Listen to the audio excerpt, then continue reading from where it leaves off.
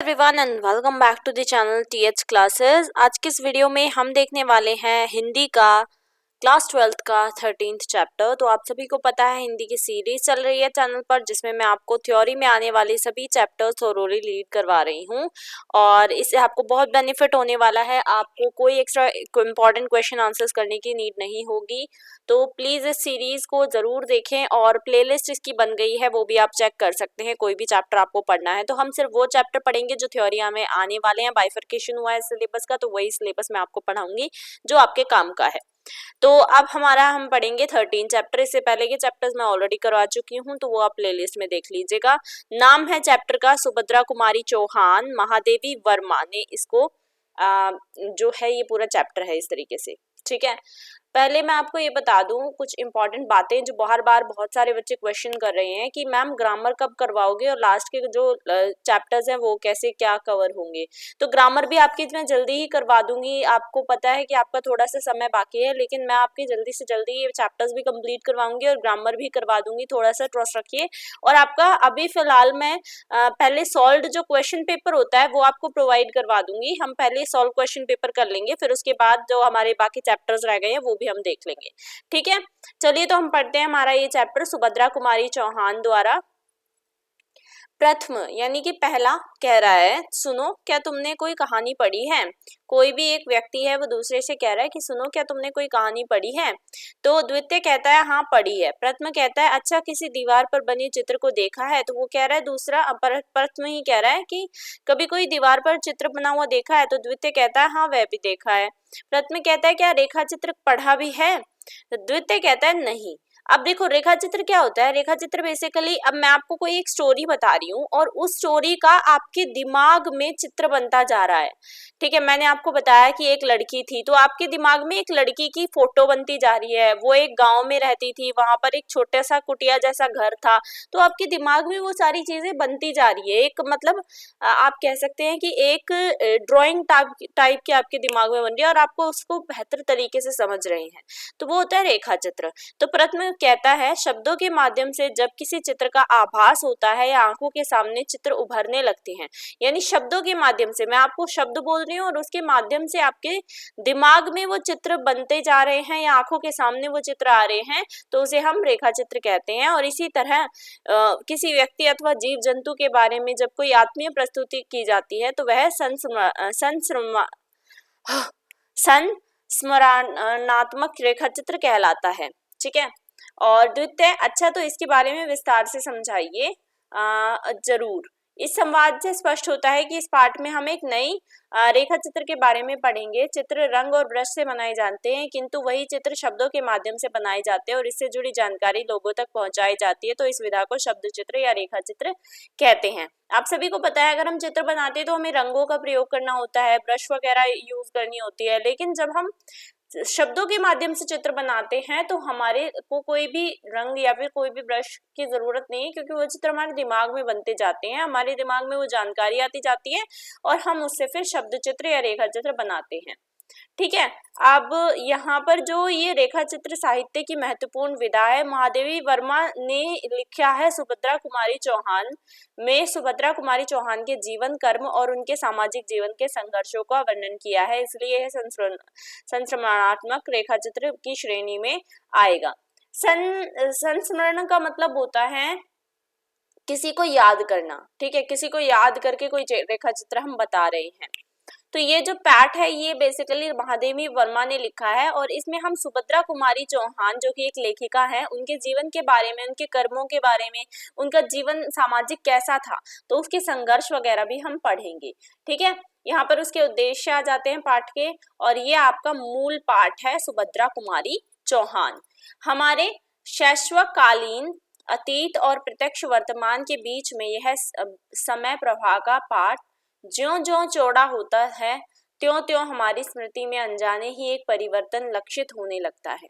शैशव की चित्रशाला के जिन चित्रों से हमारा रागात्मक संबंध गहरा होता है, उनकी रेखाएं और रंग इतने स्पष्ट और चटकीले होते चलते हैं कि हम वार्धक्य की धुंधली आंखों से भी उन्हें प्रत्यक्ष देखते रह सकते हैं, पर जिनसे ऐसा संबंध नहीं होता वे फीके होते होते इस प्रकार स्मृति से धुल जाते हैं कि दूसरों के स्मरण दिलाने पर भी उनका स्मरण कठिन हो जाता है। तो देखो यहाँ पे जो महादेवी वर्मा जी हैं वो लिखती हैं कि शैशवकालीन, शैशव का मतलब होता है कि जब एक बच्चा शिशु होता है, ठीक है, शिशु यानी कि आप समझ सकते हैं जब वो अपने पैरों पे चलना लग जाता है, छोटा होता है, और 6 साल से लेकर जो 10 साल तक के बीच का जो समय रहता है वो शैशव काल समय रहता है। उस समय पे हमारी जो यादें होती हैं बेसिकली 4-5 से ही ये स्टार्ट हो जाता है शिशु का, 4 से 10 साल के बीच की जो हमारा अतीत होता है, जो हमारा वर्तमान होता है, उसके बीच में हम समय का मतलब प्रवाह जो रहता है उसको हम स्पष्ट समझ नहीं पाते। अगर मैं आपसे पूछूं कि आपने 4 साल की उम्र में क्या क्या किया था, तो आपको भी थोड़ी सी अपनी स्मृति में ध्यान लगाना पड़ेगा, थोड़ी सी चीजों को याद करना पड़ेगा, और थोड़ी थोड़ी जो आपकी यादें होंगी वो धुंधली भी होंगी, क्योंकि आपको नहीं समझ आएगा कि मैंने 4 साल की उम्र में क्या किया था, या क्या मैंने कुछ शरारत की थी या कुछ भी। तो वो आप अपनी मदर से या फिर अपने फादर से पूछेंगे तो वो आपको बताते हैं कि ऐसे ऐसे हुआ था, ठीक है। अब देखो, जैसे जैसे हम बड़े होते जाते हैं तो हमारा जो अतीत होता है और जो हमारा वर्तमान होता है उसके बीच में एक समय प्रवाह होता है, यानी कि समय बहुत तेजी से निकलता है, और जैसे जैसे ये चौड़ा होता जाता है समय, यानी जैसे जैसे समय बढ़ता जाता है, हमारी स्मृति जो होती है, हमारी जो याद करने की शक्ति होती है, वो धीरे धीरे उसमें एक परिवर्तन आने लग जाता है। और शैशव जो होता है, मतलब जो हमारा शिशु जीवन होता है, वो एक बहुत रागात्मक संबंध बनाता जाता है हमारे चित्रों से, चित्रशाला से, है ना। जब आप छोटे होते हैं तो आपको चित्र बनाना और रंगों से खेलना कितना अच्छा लगता है। आपको यही वाले जो चित्र होते हैं ये आप अपनी यादों से बनाते हैं, ठीक है, वो हम आगे पढ़ेंगे कैसे। लेकिन जैसे जैसे हम बड़े होते हैं और इनसे हमारा संबंध कट जाता है, यानी चित्र बनाने से, चित्रों से हमारा संबंध कट जाता है, तो हमारे जो ये संबंध होते हैं ये फीके पड़ते चले जाते हैं, हमारी यादों से ये धुल जाते हैं, और दूसरों के जब दूसरे भी हमें याद दिलाते हैं ना कि तुमने ऐसा ऐसा किया था, तब भी हम उन्हें याद नहीं कर पाते हैं, ठीक है। मेरे अतीत की चित्रशाला में बहन सुभद्रा से मेरे सख्य का चित्र पहली कोटि में रखा जा सकता है, क्योंकि इतने वर्षों के उपरांत भी उसकी सब रंग रेखाएं अपनी सजीवता में स्पष्ट हैं। अब जो महादेवी वर्मा है यहाँ पर कह रही हैं कि मेरे अतीत की चित्रशाला, यानी कि मेरे जो अतीत है, मेरा जो पास्ट है, उसमें जितने भी मैंने चित्रशालाएं करी हैं, यानी कि जितनी भी मेरी स्मृतियां रही हैं, जितनी भी मेरी यादें रही हैं, उसमें जो बहन बहन कहा है उन्होंने किसको, सुभद्रा को, सुभद्रा कुमारी चौहान जी का जो मेरे सख्य का चित्र है, सख्य यानी सखी, ठीक है, यानी कि जो फ्रेंडशिप होती है ना। महादेवी वर्मा सुभद्रा कुमारी चौहान की फ्रेंड थी, और उनका जो फ्रेंडशिप का चित्र था वो पहली कोटि में, यानी मुझे आज भी बहुत अच्छे से याद है, और इतने वर्ष हो गए हैं लेकिन फिर भी मुझे उनकी सारी रंग रेखाएं, वो कैसी दिखती थी, वो कैसे काम करती थी, सब कुछ याद है, ठीक है। ये कौन कह रहा है, ये महादेवी वर्मा कह रही है। एक 7वीं कक्षा की विद्यार्थिनी एक 5वीं कक्षा की विद्यार्थिनी से प्रश्न करती है, क्या तुम कविता लिखती हो? दूसरी ने सिर हिलाकर ऐसी अस्वीकृति दी जिसमें हाँ और नहीं तरल हो एक हो गए थे। तो यहाँ पर एक 7वीं कक्षा की विद्यार्थिनी है और एक 5वीं कक्षा की विद्यार्थिनी है। अब ये कोई भी हो सकता है, 7वीं कक्षा में महादेवी वर्मा हो सकती है और 5वीं में सुभद्रा हो सकती है, वो हम आगे चैप्टर में पढ़ेंगे, ठीक है। तो ये दोनों फ्रेंड्स एक दूसरे के स्कूल में पढ़ती होंगी, तो एक दूसरे से प्रश्न करती हैं, क्या तुम कविता लिखती हो? तो जो दूसरी होती है वो सिर हिलाकर ऐसी अस्वीकृति देती है जिसमें ना तो वो हाँ कहती है ना नहीं कहती है, मतलब समझ नहीं आता कि हाँ लिखती है या नहीं लिखती है। प्रश्न करने वाली ने इस स्वीकृति अस्वीकृति की संधि से खींच कर कहा, तुम्हारी क्लास की लड़कियां तो कहती हैं कि तुम गणित की कॉपी तक में कविता लिखती हो, दिखाओ अपनी कॉपी। अब देखो जो सेकंड वाली थी जिसने प्रश्न किया था, अब वो इस चीज को देखते हुए कि ना तो हाँ कहा ना ना कहा, तो वो इस प्रश्न को खींच कर कहती है कि तुम्हारी जो क्लास की लड़कियां हैं वो तो मुझे बताती हैं कि तुम तो गणित की कॉपी में भी, यानी मैथ्स की जो बुक नोटबुक रहती है उसमें भी तुम कविताएं लिखती हो। तो वो कहती है दिखाओ तो अपनी कॉपी। और उत्तर की प्रतीक्षा में समय नष्ट न कर वह कविता लिखने की अपराधिनी को हाथ पकड़कर खींचती हुई उसके कमरे में डेस्क के पास ले गई। ठीक है, तो यहाँ पर जो जिसने ये कहा कि तुम्हारी क्लास की लड़कियां कहती हैं और तुम अपनी कॉपी दिखाओ, तो वो उत्तर की प्रतीक्षा नहीं करती, यानी वो ये एक्सपेक्ट नहीं करती कि मुझे आंसर करे, हाँ मुझे बोले कि हाँ मैं लिखती हूँ। वो सीधा उसको हाथ पकड़ते हुए कविता लिखने की अपराधिनी कहा गया है यहाँ पर, यानी कि कविता लिखना एक पाप बेसिकली अभी बताया गया है। तो वो उसको हाथ पकड़ के खींचती हुई उसके कमरे में डेस्क के पास ले जाती है। नित्य व्यवहार में आने वाली गणित की कॉपी को छिपाना संभव नहीं था, क्योंकि जो मैथ्स की नोटबुक होती है वो हर रोज व्यवहार में, हर रोज उसमें काम होता है, तो उस चीज को छिपाना तो संभव नहीं था। अतः उसके साथ अंकों के बीच में अनधिकार सिकुड़ कर बैठी हुई तुकबंदियां अनायास पकड़ में आ गई। अब इसको जो थी उसकी नोटबुक तो मिल गई, और उसके साथ साथ जो अंकों के बीच, अंक जो मैथ्स की नोटबुक है तो उसमें 1 2 3 ऐसे अंक होते हैं, उसके बीच में जो कविता की पंक्तियां थी जो बिल्कुल लय में नहीं थी, ठीक है, तुकबंदियां बिल्कुल अनायास बिठाई हुई थी, तो वो भी उसके पकड़ में आ गई। इतना दंड ही पर्याप्त था, पर इससे संतुष्ट ना होकर अपराध की अन्वेषिका ने एक हाथ में चित्र विचित्र कॉपी थामी और दूसरे में अभियुक्ता की उंगलियां पकड़ कस कर पकड़ी, और वह हर कमरे में जा जाकर इस अपराध की सार्वजनिक घोषणा करने लगी। तो क्या हुआ कि मतलब ये मानती हैं कि मैंने कुछ अपराध किया था, ठीक है, मतलब मैं ये कविताएं लिखकर मैंने अपराध किया था। तो वो कहती है कि इतना दंड पर्याप्त नहीं था, मतलब इतना दंड काफी नहीं था कि उसने मेरी कॉपी में ये सब देख लिया था। वो क्या करती है, उसका हाथ पकड़ती है, ठीक है, और उस चित्र विचित्र कॉपी को हाथ में थामे उसकी उंगलियां कसकर पकड़कर हर एक क्लास में ले जाकर, हर एक कमरे में ले जाकर इस बात को बताती है कि देखो ये गणित की कॉपी में कविताएं लिखती है। उस युग में कविता रचना अपराधों की सूची में थी। तो उस युग में क्या था कि कविता कोई लिखता था तो उसको अपराध माना जाता था। कोई तुक जोड़ता है, यह सुनकर ही सुनने वालों की मुख की रेखाएं इस प्रकार वक्र कुंचित हो जाती थी मानो उन्हें कोई कटु तिक्त पेय पीना पड़ा हो। अब उस समय में ये देखना कि कोई कविता लिखता है तो ऐसा सुनने में ही लोगों के को ऐसा लगता था जैसे कुछ कड़वा उन्होंने पी लिया हो, ठीक है, उनको ऐसा लगता था कि उन्होंने कुछ कटु तिक्त, कटु का मतलब होता है कड़वा, और पेय का मतलब होता है जो पीने वाला पदार्थ होता है, वो पी लिया हो, ठीक है। सबकी मुख की रेखाएं वक्र कुंचित हो जाती हैं। वक्र कुंचित का मतलब होता है कि उनके मुंह पे गुस्से की जो एक लाइंस पड़ जाती हैं वो। ऐसी स्थिति में गणित जैसे गंभीर महत्वपूर्ण विषय के लिए निश्चित पृष्ठों तक पर तुक जोड़ना अक्षम्य अपराध था। अब ऐसी स्थिति में जहाँ पे उस युग में कविता रचना अपराधों की श्रेणी में था, तो वहां पे गणित की कॉपी में वो भी इस तरीके से कविताएं लिखना, तो सबको ऐसा लग रहा था कि एक महत्वपूर्ण विषय है गणित, और उसके पन्नों पे इस तरीके से तुक जोड़ना बहुत बड़ा और क्षमा ना करने वाला, यानी माफ ना करने वाला अपराध था। इससे बढ़कर कागज का दुरुपयोग और विषय का निरादर और हो ही क्या सकता था। अब इससे बढ़कर क्या ही निरादर हो सकता था, क्या ही दुरुपयोग हो सकता था एक कागज का। फिर जिस विद्यार्थी की बुद्धि अंकों की बीहड़ वन में पग पग उलझती है, उससे तो गुरु यही आशा रखता है कि वह हर सांस को अंक जोड़ने घटाने की क्रिया बना रहा होगा। तो अब देखो यहाँ पर बताया गया है कि जिसकी भी कॉपी में ये कविता लिखी हुई मिली, उसने उसको उसकी बुद्धि मैथ जैसे सब्जेक्ट पे नहीं चलती, क्योंकि उसकी बुद्धि जो अंक थे उसमें पग पग उलझती हैं। उसने बताया है कि ये जो मैथ का सब्जेक्ट था उसके जो अंक थे सॉरी, वो एक बीहड़ वन थे। बीहड़ का मतलब होता है ऐसा वन जो तुम्हें अपने अंदर समा ले और तुम उसमें खो जाओ।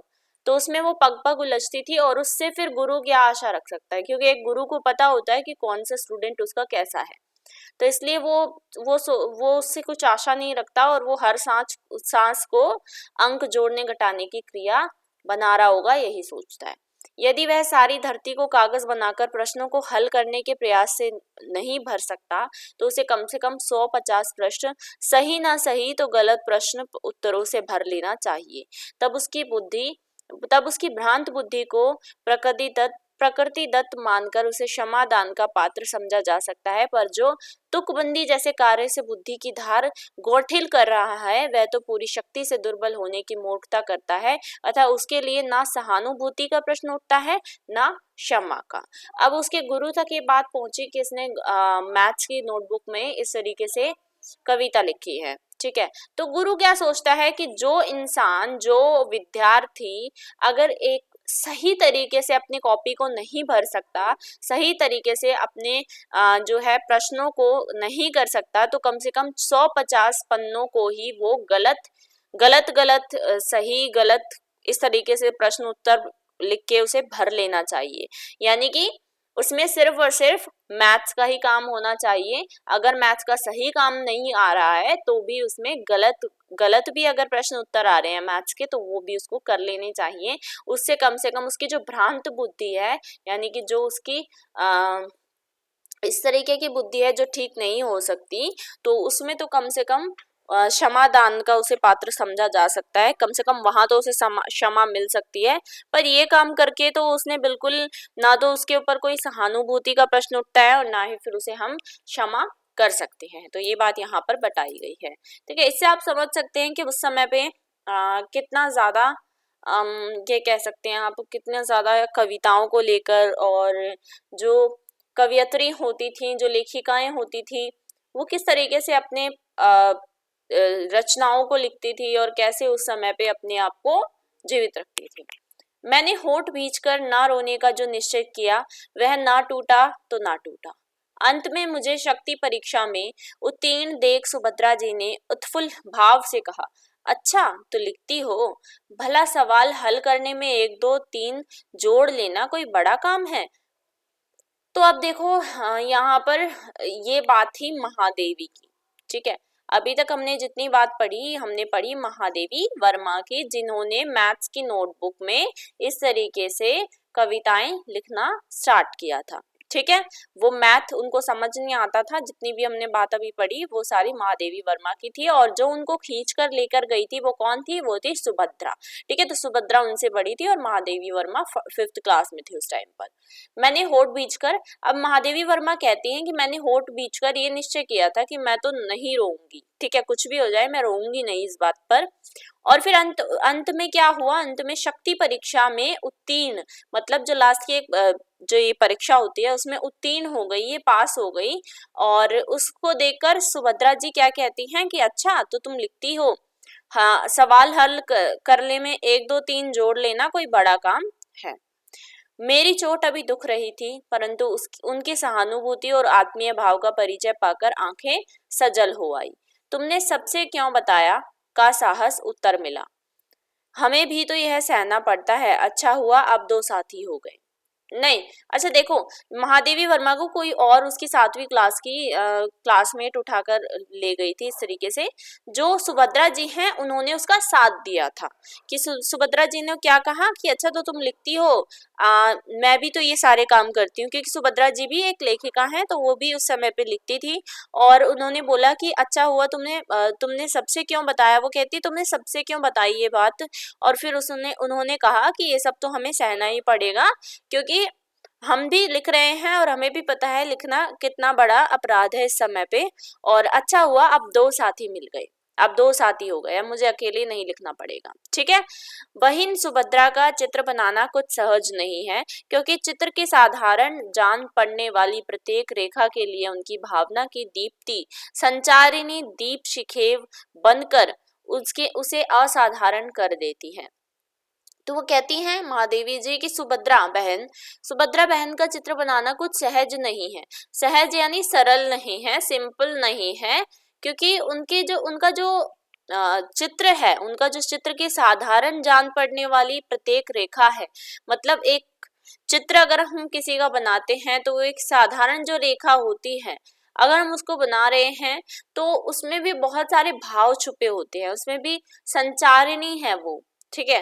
मतलब उस उनकी बात करने का तरीका ही इस तरीके का था कि हम उस चित्र में भी उसको नहीं दिखा सकते, उसे असाधारण बना देती है। एक एक करके देखने से कुछ भी विशेष नहीं कहा जाएगा, परंतु सबकी समग्रता में जो उद्भाषित होता था उसे दृष्टि से अधिक हृदय ग्रहण करता था। यानी कि उनका जो चित्र है, उनकी जो बातें हैं, वो हमारी आंखों से नहीं, हमारे हृदय से सुनी जा सकती है, यानी हम अपने दिल से उनकी बातों को ग्रहण कर सकते हैं। मझोले कद तथा उस समय की कृश देह यष्टि में ऐसा कुछ उग्र या रौद्र नहीं था जिसकी हम वीर गीतों की कवियत्री में कल्पना करते हैं। तो वो कहती है मझोले कद था, मतलब ठीक ठाक कद था उनका, ठीक है। उस समय पे उनकी जो देह यष्टि थी, यानी कि उनका जो शरीर था उसमें कोई ऐसा उग्र या रौद्र रूप नहीं था जिसकी हम वीर गीतों की कवियत्री में कल्पना करते हैं। यानी आपने देखा होगा जो सुभद्रा जी हैं वो ज्यादातर वीर गीत लिखते हैं। वीर का मतलब होता है साहस वाले गीत लिखती हैं, लेकिन उनको अगर हम देखें, उनको अगर हम सोचे कि वो किस तरीके से थी जो महादेवी बता रही हैं, तो वो उस तरीके की नहीं थी जैसे वीर गीतों की कवियत्रियां उनकी कल्पना हम करते हैं। तो वो आगे बताती हैं कि वो कैसी थी। कुछ गोल मुख, यानी कि गोल सा उनका मुंह था, चौड़ा उनका माथा था, सरल भ्रुकुटियां थी, बड़ी और भाव स्नात आंखें थी, छोटी सुडौल नासिका थी, हंसी को जमा कर गढ़े हुए ओठ और दृढ़ता सूचक ठुड्डी, सब कुछ मिलाकर एक अत्यंत निश्चल, कोमल, उदार व्यक्तित्व वाली भारतीय नारी का ही पता देते थे। यानी उनका गोल सा मुंह था। ये बहुत इंपॉर्टेंट है कि सुभद्रा जी दिखने में कैसी थी, ये क्वेश्चन आ सकता है, ठीक है। तो इस बात पर थोड़ा सा ध्यान दीजिएगा। तो कहती हैं कि उनका गोल सा मुंह था, ठीक है, चौड़ा माथा था, सरल भ्रुकुटियां थी, यानी कि जो उनकी भौहें थी वो बिल्कुल सरल थी, बिल्कुल सिंपल थी, भौहें यानी आईब्रोज, ठीक है। बड़ी और भावस्नात आंखें थी, लेकिन उनकी आंखें जो थी वो काफी बड़ी थी, भावस्नात थी, यानी उनकी आंखों से ही भाव समझ में आता था, ठीक है। छोटी छोटी सुडौल नासिका थी, यानी कि उनकी जो नाक थी वो छोटी थी और सुडौल थी, हंसी को जमाकर गढ़े हुए से ओठ थे, होठ यानी उनके हंसी, मतलब उनके डिंपल पड़ते थे बेसिकली, ठीक है। और दृढ़ता सूचक ठुड्डी थी, और उनकी जो ठुड्डी थी वो ये दिखाती थी कि वो कितनी दृढ़ है, कितनी दृढ़ निश्चयी है। और सब कुछ मिला के उनका क्या बनता था, एक निश्चल, कोमल और उदार व्यक्तित्व वाला भारतीय नारी वाला मुंह बनता था, ठीक है। पर उस व्यक्तित्व के भीतर जो बिजली का छंद था उसका पता तो तब मिलता था जब उनके और उनके निश्चित लक्ष्य के बीच में कोई बाधा या उपस्थिति होती थी। मैंने हंसना सीखा है, मैं नहीं जानती रोना, कहने वाली की हंसी निश्चय ही असाधारण थी। तो लेकिन उनके उनके जो रूप का पता तब लगता था जब अगर उन्होंने कुछ लिखा या उनके लक्ष्य के बीच में कोई आया, यानी उनके जो एम है उनके बीच में कोई आया या बाधा उपस्थित हुई, तो उस समय पे वो क्या कहती थी, उस समय पे वो कहती थी मैंने सिर्फ हंसना सीखा है, मैं रोना नहीं जानती। और इसी के साथ वो हंसी के साथ अपनी चीजों को लेके जाती थी और यही उनको असाधारण बनाता था। माता की गोद में दूध पीता बालक जब अचानक हंस पड़ता है तब उसकी दूध से धुली हंसी में जैसे निश्चिंत तृप्ति और सरल विश्वास रहता है, बहुत कुछ वैसा ही भाव सुभद्रा जी की हंसी में मिलता था। वह संक्रामक भी कम नहीं थी, क्योंकि दूसरे भी उनके सामने बात करने से अधिक हंसने को महत्व देने लगते थे। तो क्या कहते हैं कि जब बालक जो होता है, जो बच्चा होता है, वो अपनी माता की गोद में जब दूध पीता है तो वो अचानक से हंस पड़ता है, और अचानक से हंस पड़ने के कारण सारा दूध उसके मुंह पर आ जाता है, और उसकी जो दूध से धुली हुई हंसी होती है वो माँ को एकदम विश्वास देती है और तृप्ति भी देती है। हाँ वो खुश भी होती है उस चीज को देखकर, बिल्कुल वैसा ही भाव सुभद्रा जी के हंसी से मिलता था। और जो भी कोई व्यक्ति उससे बात करता तो वो बिल्कुल संक्रामक भी कम नहीं थी, यानी कि उसकी हंसी ऐसी थी कि दूसरों को अपनी तरफ खींच लेती थी उनकी हंसी, ठीक है। यानी सामने वाला बंदा अगर उनसे बात कर रहा है तो वो उनके सामने हंसने को ज्यादा महत्व देता था, यानी कि हंसकर ही उनसे बात करता था। वे अपने बचपन की एक घटना सुनाती थी। क्या सुनाती हैं वे अपने बचपन की घटना? कृष्ण और गोपियों की कथा सुनकर एक दिन बालिका सुभद्रा ने निश्चय किया कि वह गोपी बनकर ग्वालों के साथ कृष्ण को ढूंढने जाएंगी। तो सुभद्रा जी को ये कृष्ण और गोपियों की कथाएं वगैरह सुनाई गई, तो उन्होंने निश्चय किया था, बहुत छोटी थी उस समय पे उन्होंने ठान लिया था कि वो भी गोपी बनकर ग्वालों के साथ कृष्ण को ढूंढने जाएंगी। दूसरे दिन वह लकुटी लेकर गायों और ग्वालों के झुंड के साथ कीकर और बबूल से भरे जंगल में पहुंच गई। फिर दूसरे दिन उन्होंने क्या किया, लकुटी ली उन्होंने, और लकुटी लेकर, लकुटी यानी लाठी वगैरह, ठीक है, ग्वालों के झुंड में कीकर और बबूल के जो जंगल होते हैं उसमें वो चली गई। गोधूली वेला में चरवाहे और गायें तो घर की ओर लौट गए, पर गोपी बनने की साध वाली बालिका कृष्ण को खोजती ही रह गई। अब क्या हुआ, गोधूली वेला आई यानी कि शाम का समय आया, तो सभी गायें थे, जो चरवाहे थे वो तो अपने घर को लौट आए, लेकिन जो गोपी बनने की सुभद्रा की जो इच्छा थी वो उसको, कृष्ण को वहीं खोजती रह गई और वो वापस नहीं आई। फिर उसके पैरों में कांटे चुभ गए, कंटीली झाड़ियों में कपड़े उलझकर फट गए, प्यास से कंठ सूख गया और पसीने पर धूल की परत जम गई, पर वह धुन वाली बालिका लौटने को प्रस्तुत नहीं हुई। रात होते देख घर वालों ने उन्हें खोजना आरंभ किया और ग्वालों से पूछते पूछते अंधेरे करील वन में उन्हें पाया। तो क्या हुआ कि वो तो कृष्ण को खोजती रह गई, वहीं सभी तो वापस आ गए, चरवाहे भी गायें भी, ठीक है। तो फिर क्या हुआ, उस जंगल में भरा जंगल था तो वहां पर उनके पैरों में कांटे चुभे, ठीक है, कटीली झाड़ियों में उलझकर उनके कपड़े भी फट गए, प्यास से भी उनका कंठ यानी कि गला सूख गया, पसीना जब आता है किसी व्यक्ति को और उस पर जब धूल जम जाती है तो वो चीज भी उनके साथ हुई। लेकिन धुन वाली यानी कि उनमें ऐसी धुन थी कि उनको कृष्ण को ढूंढना था, तो वो वहां पर ही रही उसी जंगल में और फिर वापस नहीं आई उस रात को भी। तो उस रात फिर रात हुई तो घर वालों ने उन्हें खोजना शुरू किया और ग्वालों से पूछते पूछते उनके घर वाले जो थे अंधेरे करील वन में पहुंच गए। करील यानी बिल्कुल भयावह, बहुत ज्यादा डरावना वन। अपने निश्चित लक्ष्य पथ पर अडिग रहना और सब कुछ हंसते हंसते सहना उनका स्वभाव जात गुण था। अब उनका एक गुण क्या था कि वो हमेशा अपने लक्ष्य पथ पर अडिग रहती थी, यानी उनको कोई भी उनके लक्ष्य से पाने से नहीं रोक सकता था और सब कुछ वो हंसते हंसते सहती थी।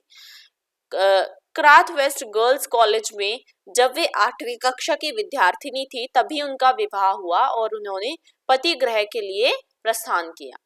तो वो कहाँ पर पढ़ती थी, क्रॉथ क्रॉथ वेस्ट क्रास्ट वेस्ट गर्ल्स कॉलेज में वो पढ़ती थी और उस समय पे वे 8वीं क्लास में थी जब उनका विवाह हो गया था और उस समय पे वो पति ग्रह यानी कि पति के घर के लिए उन्होंने प्रस्थान किया।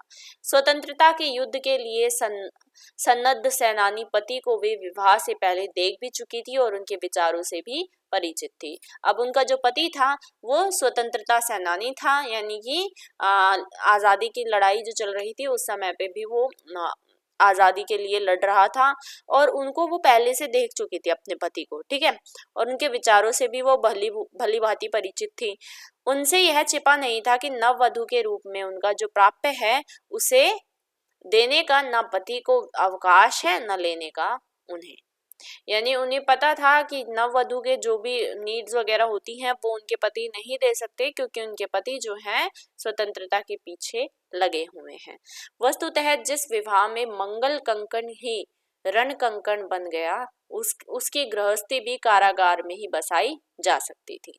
तो जाते ही जैसे ही वो अपने पति के घर को गई तो उनको इस तरीके से जेल में डाल दिया गया क्योंकि वो भी अपने पति का साथ दे रही थी स्वतंत्रता के लिए यानी आजादी के लिए। और उन्होंने बसाई भी वहीं पर इस साधना की मर्म व्यथा को वही नारी जान सकती है जिसने अपनी देहली पर खड़े होकर भीतर के मंगल चौक पर रखे मंगल कलश तुलसी चौरे पर जलते हुए घी के दीपक और हर कोने में स्नेह भरी बाहें फैलाए हुए अपने घर पर दृष्टि डाली हो और फिर बाहर के अंधकार आंधी और तूफान को तोला हो और तब घर की सुरक्षित सीमा पार कर उसके सुंदर मधुर आह्वान की ओर से पीठ फेर कर अंधेरे रास्ते पर कांटों से उलझती चल पड़ी हो। तो इस चीज को एक स्त्री वही जान सकती है जो अपने पति के घर में जब किसी भी न्यूली वेड की शादी होती है तो वहां पर क्या होता है कि एक कलश होता है चावलों से भरा हुआ और उसको लात मार के फिर अंदर जाना होता है और फिर एक प्लेट टाइप की होती है जिसमें कि पैर रख के अंदर जाना होता है। तो इस चीज को उन्होंने देखा था कि उन्होंने ये सारी चीजें की हुई थी और अपने पति का साथ निभाने की वो कसम खाकर आई थी। और जब वो ऐसे अंदर गई अपने पति के घर में तो वहां पर बहुत सारे ऐसे लोग थे जो उनके लिए बाहें फैलाकर खड़े थे और उनका स्वागत कर रहे थे। घर के कोने कोने में दीपक जले हुए थे, उनकी सबकी स्नेह भरी बाहें थी जो उनके लिए खुली थी। और उन्होंने जब घर पर दृष्टि डाली तो फिर उसके बाद उन्होंने जब भी बाहर का अंधकार आंधी या तूफान देखा तो उनको तोला और घर में सुरक्षित सीमा पार करके वो अपने पति के साथ पीठ फेर कर अंधेरे रास्ते पर कांटों से उलझती हुई चल पड़ी और इस तरीके से वो भी जेल में पहुंच गई। उन्होंने हंसते हंसते ही बताया था कि जेल जाते समय उन्हें इतनी अधिक फूल मालाएं मिल जाती थी कि वे उन्हीं का तकिया बना लेती थी और लेटकर पुष्प शैया के सुख का अनुभव करती थी। तो ये बताती हैं, हंसते हंसते बताती हैं जी कि जब वो जेल जाती थी तो उनको इतनी सारी फूल मालाएं मिल जाती थी कि वे उन्हीं का तकिया बना लेती थी और पुष्प शैया जो होती है, पुष्प शैया यानी कि फूलों की जो शैया होती है जिस पर लेट सकते हैं उसमें ही वो सुख का अनुभव पा लेती थी। एक बार भाई लक्ष्मण सिंह जी ने मुझसे सुभद्रा जी की स्नेह भरी शिकायत की। इन्होंने मुझसे कभी कुछ नहीं मांगा। तो लक्ष्मण सिंह जी कौन है? इनके पति। तो ये महादेवी वर्मा से शिकायत करते हैं कि इन्होंने मुझसे, और ये महादेवी वर्मा उनको भाई कहती हैं। तो ये कहते हैं कि सुभद्रा जी ने कभी भी मुझसे कुछ नहीं मांगा। सुभद्रा जी ने अर्थ भरी हंसी में उत्तर दिया था, इन्होंने पहले ही दिन मुझसे कुछ मांगने का अधिकार मांग लिया था। महादेवी यह ऐसे ही होशियार है, मांगती तो वचन भंग का दोष मेरे सर पड़ता, नहीं मांगा तो इनके अहंकार को ठेस लगती है। तो ये कहते हैं कि सुभद्रा जी फिर हंसते हंसते क्या बोलती है कि इन्होंने पहले ही दिन मुझसे, यानी कि अपने पति के बारे में बताती है कि इन्होंने कुछ पहले ही दिन मुझसे कुछ मांगने का अधिकार मांग लिया था, यानी कि मैं उनसे कुछ नहीं मांगती। और इसलिए कहते हैं कि ये ऐसे ही होशियार है, अगर मैं इनसे मांगती तो मेरा वचन भंग हो जाता जो इन्होंने मुझसे लिया था कि मैं कुछ नहीं मांगूंगी इनसे, और अगर नहीं मांगती तो इनके अहंकार को ठेस लग जाती है। घर और कारागार के बीच में जीवन का जो क्रम विवाह के साथ आरंभ हुआ था वह अंत तक चलता ही रहा। छोटे बच्चों को जेल के भीतर और बड़ों को बाहर रखकर वे अपने मन को कैसे संयत रख पाती थी, यह सोचकर विस्मय होता है। तो घर और कारागार के बीच का जो सफर था वो जैसे क्रम विवाह, मतलब विवाह के बाद से ही वो स्टार्ट हो गया था और फिर उसके बाद वो अंत तक चलता रहा। ठीक है, जब तक वो चलता रहा। छोटे बच्चों को वो अपने पास रखती थी, यानी कि उनके जो छोटे बच्चे थे उनको वो जेल के अंदर रखती थी, और जो बड़े उनके बच्चे थे उनको वो घर में यानी कि बाहर, जेल के बाहर रखती थी। और वो इस चीज को करते हुए पता नहीं अपने मन को कैसे संयत यानी कि संयम में रख पाती थी, कैसे वो अपने मन को कंट्रोल कर पाती थी, यही सोचकर विस्मय होता है। ये कौन कह रहा है? ये महादेवी वर्मा कह रही हैं कि यही सोच के मुझे बहुत ज्यादा विस्मय होता है, यानी कि बहुत ज्यादा आश्चर्य होता है कि वो कैसे ये काम कर पाती थी। कारागार में जो संपन्न परिवारों की सत्याग्रही माताएं थी, उनके बच्चों के लिए बाहर से ना जाने कितना मेवा मिष्ठान आता रहता था। अब ये कहती हैं कि कारागार में जो संपन्न यानी कि रिच फैमिली की जो माताएं थी जो अपने बच्चों के साथ रहती थी, उनके लिए बहुत सारा मेवा मिष्ठान आता रहता था। सुभद्रा जी की आर्थिक परिस्थितियों में जेल जीवन का ए और सी क्लास समान ही था। एक बार जब भूख से रोती बालिका को बहलाने के लिए कुछ नहीं मिल सका, तब उन्होंने अरहर दलने वाली महिला कैदियों से थोड़ी सी अरहर की दाल ली और उसे तवे पर भूनकर बालिका को खिलाया। तो यहाँ पर बताते हैं कि सुभद्रा की जो आर्थिक स्थितियां थी वो जेल जीवन का ए और सी क्लास समान ही था उसके लिए, ठीक है। तो वो बताती हैं कि जब एक बार क्या हुआ कि उनकी जो लड़की थी छोटी सी, वो भूख से बहुत ज्यादा रोने लग गई और उस समय पे उन्हें खिलाने के लिए उसे कुछ भी नहीं मिला, ठीक है। तो सुभद्रा जी ने क्या किया, जो अरहर दलने वाली महिला कैदी थी उससे थोड़ी सी अरहर की दाल ले ली, उसे तवे पर भूना और अपनी बच्ची को खिला दिया। घर पर आने पर भी उनकी दशा द्रोणाचार्य जैसी हो जाती थी, जिन्हें दूध के लिए मचलते हुए बालक अश्वत्थामा को चावल के घोल से सफेद पानी देकर बहलाना पड़ा था। तो जब घर आती तब भी उनकी स्थिति द्रोणाचार्य जैसी हो जाती थी।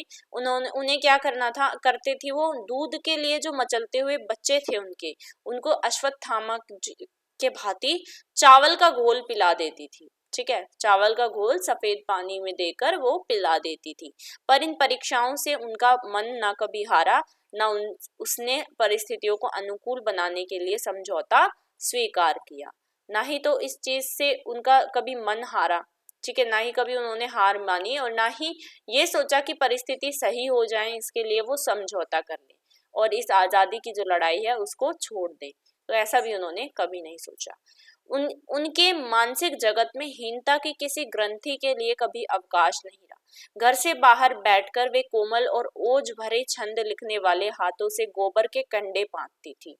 तो जब घर से बाहर रहती थी ना, उनके लिए कभी छुट्टी नहीं रही, ना कभी जेल के अंदर और ना जब जेल से बाहर आई तब भी उनके लिए कोई छुट्टी नहीं रही, क्योंकि जिन हाथों से वो कभी कोमल और ओज भरे छंद लिखती थी यानी कविताएं वगैरह लिखती थी, उन्हीं हाथों से वो गोबर के कंडे भी पाती थी। घर के भीतर तन्मयता से आंगन लीपती थी, बर्तन मांजती थी, तो वो सारा काम करती थी। आंगन लीपने की कला में मेरा भी कुछ प्रवेश था, अतः हम दोनों प्रतियोगिता के लिए आंगन के भिन्न भिन्न छोरों से लीपना आरंभ करते थे।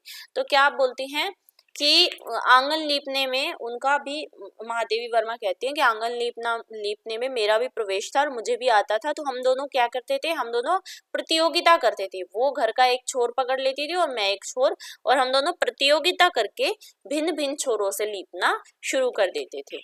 लीपने में हमें अपने से बड़ा कोई विशेषज्ञ मध्यस्थ नहीं प्राप्त हो सका, अतः प्रतियोगिता का परिणाम सदा अघोषित ही रह गया। पर आज मैं स्वीकार करती हूँ कि ऐसे कार्य में एकांत तन्मयता केवल उसी गृहिणी में संभव है जो अपने घर की धरती को समस्त हृदय में चाहती हो, और सुभद्रा ऐसी ही गृहिणी थी। तो कहती हैं कि लीपना हम दोनों ने मतलब कंपटीशन लगाया हमेशा, लेकिन कोई भी ये नहीं बता सका था कि कौन जीता।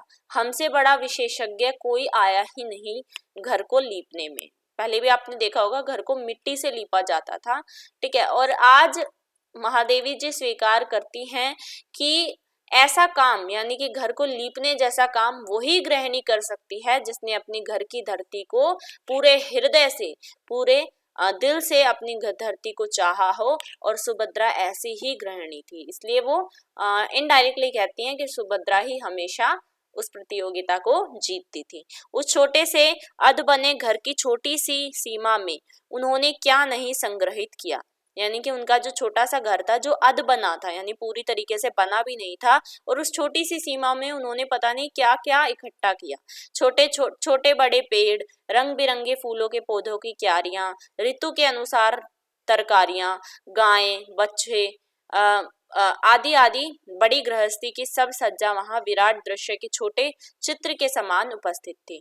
यानी उन्होंने क्या क्या छोटे बड़े पेड़ लगाए, अपने रंग बिरंगे फूलों की जो पौधों की क्यारियां होती है वो लगाई, और ऋतु के अनुसार उन्होंने तरकारियां यानी सब्जियां उन्होंने वहां पर उगाई, ठीक है। सभी गायें वगैरह रखी, बछड़े वगैरह रखे, सब कुछ जो मतलब एक बड़ी गृहस्थी में देखने को मिलता है वो सारी सज्जा उन्होंने, सारी डेकोरेशन करी। अपने इस आकार में छोटे साम्राज्य को उन्होंने अपनी ममता के जादू से इतना विशाल बना रखा था कि उसके द्वार पर ना कोई अनाहूत रहा और ना निराश लौटा। तो ये बताती हैं कि उस छोटे से घर को भी उन्होंने इस तरीके से कर रखा था कि कभी भी उनके दरवाजे पर से कोई ना तो अनाहूत लौटा, ना ही कोई निराश होकर लौटा।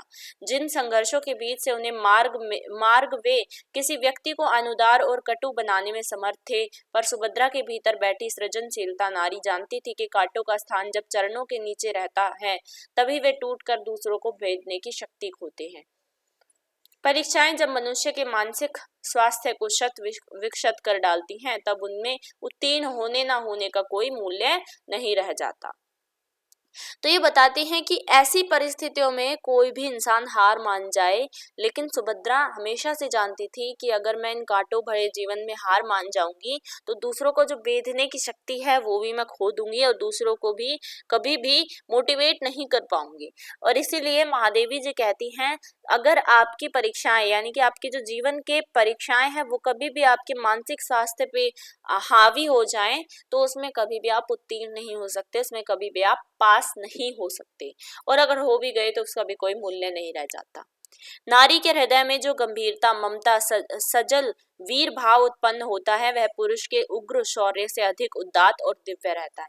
महादेवी जी कहती हैं कि नारी के हृदय में, नारी के जो दिल में गंभीरता, ममता और सजल वीर भाव होता है उत्पन्न, वो पुरुष का जो उग्र शौर्य होता है उससे भी बहुत ज्यादा उदात्त और दिव्य दिखाई देता है। पुरुष अपने व्यक्तिगत या समूहगत राग द्वेष के लिए भी वीर धर्म अपना सकता है और अहंकार की तृप्ति मात्र के लिए भी। तो कहता है कि पुरुष जो है वो अपने अपने स्वयं के लिए यानी कि अपने खुद के व्यक्तिगत प्राइवेट किसी काम के लिए या फिर समूहगत किसी ग्रुप वाले काम के लिए भी राग द्वेष के लिए वीर यानी कि किसी को मजा चखाने के लिए भी वीर धर्म अपना सकता है और अहंकार की तृप्ति के लिए भी वो कर सकता है। लेकिन जो नारी होती है, पर नारी अपने सृजन की बाधाएं दूर करने के लिए या अपनी कल्याणी सृष्टि की रक्षा के लिए ही रुद्र बनती है। नारी हमेशा अपने जो सृजन की बाधाएं होती हैं यानी कि अपने आप को सही रखने की जो बाधाएं, अपने घर को सही रखने की जो बाधाएं होती हैं उसके लिए या अपने कल्याणी सृष्टि के लिए यानी कल्याण करने के लिए ही रुद्र बनती है। अतः उसकी वीरता के समक्ष रखने योग्य प्रेरणाएं संसार के कोश में कम है, यानी उसकी वीरता के सामने कोई भी ऐसी प्रेरणा नहीं है जो इस संसार में रख सके। मातृशक्ति का दिव्य रक्षक उद्धारक रूप होने के कारण ही भीमाकृति चंडी वत्सला अम्बा भी है। तो इसीलिए कहती है मातृशक्ति जो रहती है यानी माँ की जो शक्ति रहती है वो बहुत बड़ी होती है और इतनी बड़ी होती है कि उसका एक कारण चंडी का जो रूप है वो वत्सला माता का भी या वत्सला अम्बा का भी रूप है। ठीक है, अगर वो चंडी है तो वो अम्बा भी है, जो हिंसात्मक पार्श्विक शक्तियों को चरणों के नीचे दबाकर अपनी सृष्टि के मंगल की साधना करती है। और आपको पता है माँ काली ने क्या किया था, माँ काली ने जितने भी राक्षस थे उनको इसीलिए मारा था ताकि सृष्टि का जो बैलेंस है वो बना रहे और कोई भी किसी को परेशान ना करे। तो यही काम एक नारी करती है कि हिंसात्मक जो शक्तियां रहती हैं, जो हिंसा फैलाती है, उनको अपने चरणों के नीचे दबाकर इस पूरे देश, इस पूरे राज्य की या फिर इस पूरे संसार की रक्षा करती हैं। तो अब कहती हैं सुभद्रा में जो ममतामयी माँ थी उसकी वीरता का उत्स भी वात्सल्य ही कहा जा सकता है। ना उनका जीवन किसी क्षणिक उत्तेजना से संचालित हुआ, ना उनकी ओज भरी कविता वीर रस की किसी पिटी लीक पर चली। उनके जीवन में जो एक निरंतर निखरता हुआ कर्म का तारतम्य है वह ऐसी अंतर्व्यापिनी निष्ठा से जुड़ा हुआ है जो क्षणिक उत्तेजना का दान नहीं मानी जा सकती। तो ये कहते हैं कि सुभद्रा में हमेशा ही एक ममतामयी माँ थी। उसकी जो वीरता है, उसका जो वीर वाला जो एक भाव है वो कभी भी उत्स से नहीं आया, वो हमेशा ही वात्सल्य कहलाया है, यानी कि वो हमेशा ही ममता उन्होंने दिखाई है। कभी भी अगर उन्होंने गुस्सा भी किया है तो उसमें भी ममता ही हमें देखने को मिली है। उसका जो एक जीवन है वो कभी भी क्षणिक उत्तेजना से, यानी कि कभी कभी ऐसा होता है ना कि लेडीज बहुत जल्दी गुस्से में आ जाती है, लेकिन कभी कभी वो गुस्सा, थोड़ा सा क्षणिक गुस्सा पूरे चीज को खराब कर देता। लेकिन सुभद्रा जी ने कभी भी ऐसा नहीं किया, उन्होंने कभी भी क्षणिक उत्तेजना में आकर जो उनकी कविता में वीर रस वगैरह है उसमें वो घिसी पिटी लीक पर नहीं चली, हमेशा ही सही सटीक बात उन्होंने लिखी है और हमेशा उन्होंने निखरता हुआ कर्म अपना दिखाया है। ठीक है, इसी से जहां दूसरों को यात्रा का अंत दिखाई दिया वहीं उन्हें नई मंजिल का बोध हुआ। यानी कि लिखना, जहाँ पे कविताओं को लिखना दूसरों को ऐसा लगा कि अब इसका अंत है, क्योंकि उस समय पे उस युग में कविता लिखना एक अपराध माना जाता था, तो वहां पर उनको लगा कि कविता ये लिख रही है तो इसका अंत हो गया है। लेकिन उसके लिए सुभद्रा जी के लिए वो एक नई शुरुआत थी। थक कर बैठने वाला अपने न चलने की सफाई खोजते खोजते लक्ष्य पा लेने की कल्पना कर सकता है, पर चलने वाले को इसका अवकाश कहाँ। तो जो थक कर बैठ जाता है वो अपने चलने ना चलने की सफाई खोजता रहता है, यानी वो ये ढूंढता रहता है कि मैं अपने लक्ष्य को इसलिए नहीं कर पाया, या वो अपनी सफाई ढूंढता रहता है। लेकिन जो चलता रहता है उसको इतनी भी छुट्टी नहीं होती कि वो अपने लिए कोई सफाई ढूंढ पाए। जीवन के प्रति ममता भरा विश्वास ही उनके काव्य का प्राण है। तो उनके काव्य का प्राण क्या है कि वो उनके जीवन के प्रति ममता भरा विश्वास है। सुख भरे सुनहले बादल रहते हैं मुझको घेरे, विश्वास प्रेम साहस है जीवन के साथी मेरे। तो ये सुभद्रा जी की एक कविता का, या एक काव्य का छोटा सा छंद दिया गया है, जिसमें उन्होंने कहा है कि सुख भरे सुनहले बादल, यानी कि सुख भरे जो सुनहरे बादल हैं वो हमेशा मुझे घेरे रहते हैं, और प्रेम साहस ही मेरा विश्वास है जो मेरे जीवन के साथी हैं। मधुमक्षिका जैसे कमल से लेकर भटकटैया तक के रसाल से लेकर आग तक सब मधुर तिक्त एकत्र करके उसे अपनी शक्ति से एक मधु बनाकर लौटाती हैं। बहुत कुछ वैसा ही आदान प्रदान सुभद्रा जी का था। सभी कोमल कठिन सह्य असह्य अनुभवों का परिपाक दूसरों के लिए एक ही होता था। इसका यह तात्पर्य नहीं है कि उनमें विवेचन की तीक्ष्ण दृष्टि का अभाव था। उनकी कहानियां प्रमाणित करती हैं कि उन्होंने जीवन और समाज की अनेक समस्याओं पर विचार किया, और कभी अपने निष्कर्ष के साथ और कभी दूसरों के निष्कर्ष के लिए उन्हें बड़े चमत्कारिक ढंग से उपस्थित किया। ये कहती है कि मधुमक्षिका यानी कि जो मधुमक्खी होती है वो कमल से लेकर भटकटैया तक के रसाल से लेकर सभी को, मतलब एक मधुमक्खी क्या करती है, वो इधर उधर घूमती रहती है और वहां से रस इकट्ठा करती रहती है हर एक फूल से, और रस इकट्ठा करके वो अपने वहां पर, कहाँ पर, मधुर तक तिक्त होता है, ठीक है, यानी कि उसका जो भी उसका जाल वगैरह होता है जहां पर वो रस इकट्ठा करती है, वहां पर वो इकट्ठा करती है, और फिर वो जो रस होता है वो खुद नहीं खाती, वो दूसरों को या फिर इंसानों को वो मिलता है। ठीक है, ऐसा ही काम कुछ यहाँ पर बोला गया है कि बहुत कुछ ऐसा ही आदान प्रदान सुभद्रा जी भी करती थी। सभी जो कोमल कठिन सह्य असह्य अनुभव थे वो अपनी जिंदगी के लेती रहती थी, और फिर दूसरों का वो भला करती थी अपने उन अनुभवों से। इसका मतलब ये नहीं है कि उनमें विवेचन की तीक्ष्ण दृष्टि का भाव था। उनकी ये कहानियां जो हैं वो ये प्रमाणित करती हैं कि जीवन और समाज, उनकी समस्याओं पर उन्होंने विचार किया। ठीक है, उनके सामने जितनी भी समस्याएं आई उन पे उन्होंने विचार किया, और जितना भी उनका निष्कर्ष निकला, जो भी उन्होंने लास्ट में जो भी उन्होंने निष्कर्ष निकाला उसमें, और कभी कभी तो दूसरों के निष्कर्ष से भी उन्होंने बहुत चमत्कारिक ढंग से अपने उन काव्यों में उपस्थित किया है, और इससे लोगों को समझाया है कि इन परेशानियों से कैसे जूझना है। ठीक है, अब देखो नेक्स्ट। जब स्त्री का व्यक्तित्व उसके पति से स्वतंत्र नहीं माना जाता था, तब वे कहती हैं मनुष्य की आत्मा स्वतंत्र है। यानी एक समय था जब स्त्री, यानी कि जब एक लेडी है, उसका व्यक्तित्व, उसकी जो पहचान थी उसके पति से थी। उस समय पे वो कहती हैं कि मनुष्य की आत्मा स्वतंत्र है, यानी कि जो मनुष्य की आत्मा है वो आजाद है, फिर चाहे वह स्त्री शरीर के अंदर निवास करती हो या पुरुष शरीर के अंदर। इसी से पुरुष और स्त्री का अपना अपना व्यक्तित्व अलग रहता है। और उस समय पे वो कहती थी कि मनुष्य की तो आत्मा स्वतंत्र है, वो चाहे स्त्री के शरीर में हो या पुरुष के शरीर में हो, और इसी से पुरुष और स्त्री का जो व्यक्तित्व है वो अलग अलग है।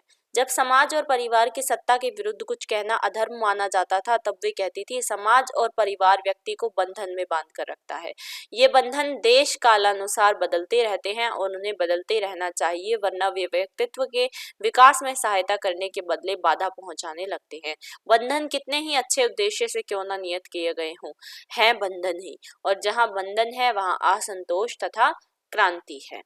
तो मतलब ये पता चलता है कि समाज और परिवार की भी जो उन्हें सही बात नहीं लगती थी उसके खिलाफ भी वो बोलती थी।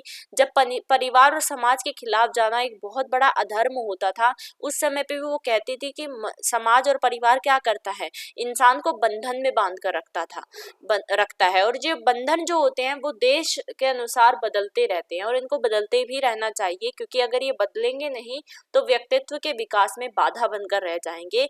और बंधन कितने भी अच्छे उद्देश्य से लगाए गए हों, कितने भी ये अच्छी सोच रखकर लगाए गए हों, लेकिन होते तो बंधन ही है। और बंधन हमेशा क्या क्या पैदा करते हैं? असंतोष पैदा करते हैं और क्रांति लेकर आते हैं। परंपरा का पालन ही जब स्त्री का परम कर्तव्य समझा जाता था, तब वे उसे तोड़ने की भूमिका बांधती हैं।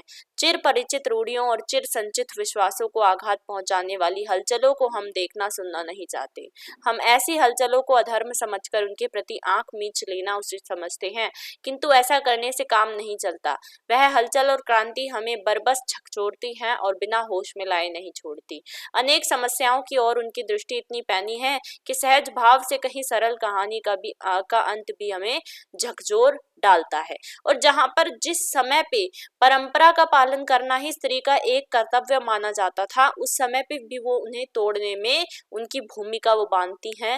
वो कहती हैं कि अगर अब पुरानी जो हम रूढ़िवादी चीजों पर चलेंगे, पुराने रूढ़िवादी हमारे जो आप कह सकते हैं परंपराओं पर अगर हम चलेंगे, तो उससे बहुत सारी हलचल हमें देखने सुनने को मिलेगी। और ऐसे हलचलों को ये अधर्म समझकर उनके प्रति आंख मीच लेना उचित समझती है। यानी कि जो परंपराएं, जो प्रतिष्ठाएं इनके लिए गलत हैं, उनके लिए वो आंख मीच लेना सही समझती हैं, उनको फॉलो करना वो गलत समझती हैं। किंतु ऐसा करने से काम नहीं चलता। वो हलचल और क्रांति हमें झकझोर के रख देती है। कुछ कुछ ऐसी समस्याएं होती हैं जिन पर हमेशा अपनी दृष्टि डाल लेनी चाहिए, और उनकी जो सरल कहानी है उनका अंत भी हमें कई बार झकझोर के रख देता है। वे राजनीतिक जीवन में ही विद्रोहिणी नहीं रही, वे अपने पारिवारिक जीवन में भी उन्होंने अपने विद्रोह को सफलतापूर्वक उतारकर उसे सृजन का रूप दिया। न सिर्फ वो राजनीतिक जीवन में विद्रोहिणी रही, विद्रोहिणी यानी कि किसी भी चीज का विद्रोह करना, किसी चीज के खिलाफ उठना, वो अपने पारिवारिक जीवन में भी कई बार सफलतापूर्वक उतरकर उन्होंने चीजों का विद्रोह किया। सुभद्रा जी के अध्ययन का क्रम असमय ही भंग हो जाने के कारण उन्हें विश्वविद्यालय की शिक्षा तो नहीं मिल सकी, पर अनुभव की पुस्तक से उन्होंने जो सीखा उसे उनकी प्रतिभा ने सर्वथा निजी विशेषता दे दी है। यानी कि सुभद्रा जी ने, आपको मैंने बताया था 8th क्लास में उनकी शादी हो गई थी, तो 8th क्लास के बाद से उन्हें कोई विश्वविद्यालय की शिक्षा नहीं मिली, क्योंकि शादी होने के बाद पहले पढ़ाया नहीं जाता था।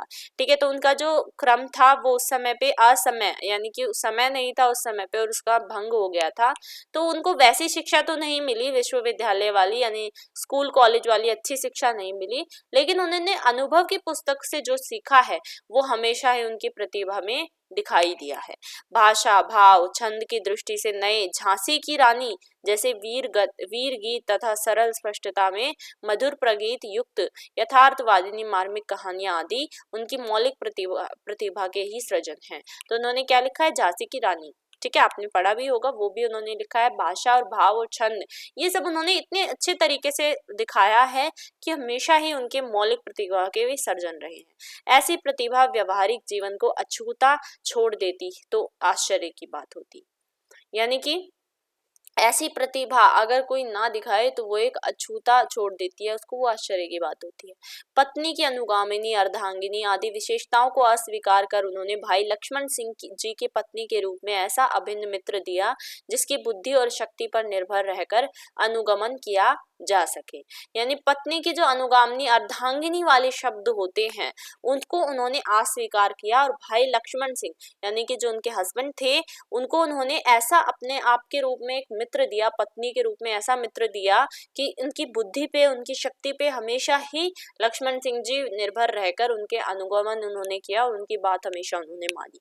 अजगर की कुंडली के समान स्त्री के व्यक्तित्व को कसकर चर चर कर देने वाले अनेक सामाजिक बंधनों को तोड़ फेंकने में उनका जो प्रयास लगा होगा उसका मूल्यांकन आज संभव नहीं है। यानी कि जो अजगर की कुंडली के समान जो स्त्री का व्यक्तित्व होता है, पहले क्या होता था कि स्त्री को इस तरीके से आगे बढ़ने नहीं दिया जाता था।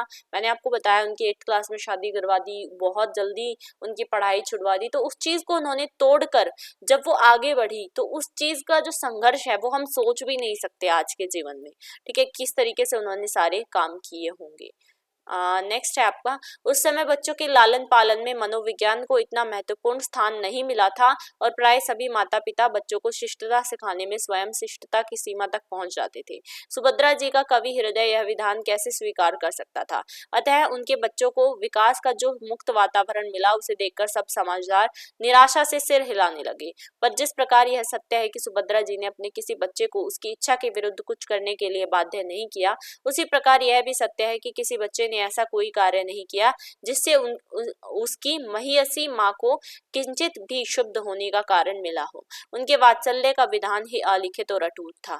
अपनी संतान के भविष्य को सुखमय बनाने के लिए उनके निकट कोई भी त्याग अकरणीय नहीं रहा। पुत्री के विवाह के विषय में तो उन्हें अपने परिवार से भी संघर्ष करना पड़ा। तो क्या हुआ कि उस समय पे बच्चों का जो लालन पालन होता था वो मनोविज्ञान उतना महत्वपूर्ण नहीं था, यानी साइकोलॉजी इतनी महत्वपूर्ण नहीं थी उस टाइम पे, और सब यूं जानते थे कि बच्चों को डरा धमकाकर उनका लालन पालन किया जा सकता है। उनको शिष्टता सिखाना सबसे इम्पोर्टेंट हुआ करता था उस टाइम पे कि बच्चे शिष्ट होने चाहिए। ठीक है, शिष्टता का मतलब ये होता है बिल्कुल स्ट्रिक्ट रहना, उनके साथ डिसिप्लिन में होने चाहिए।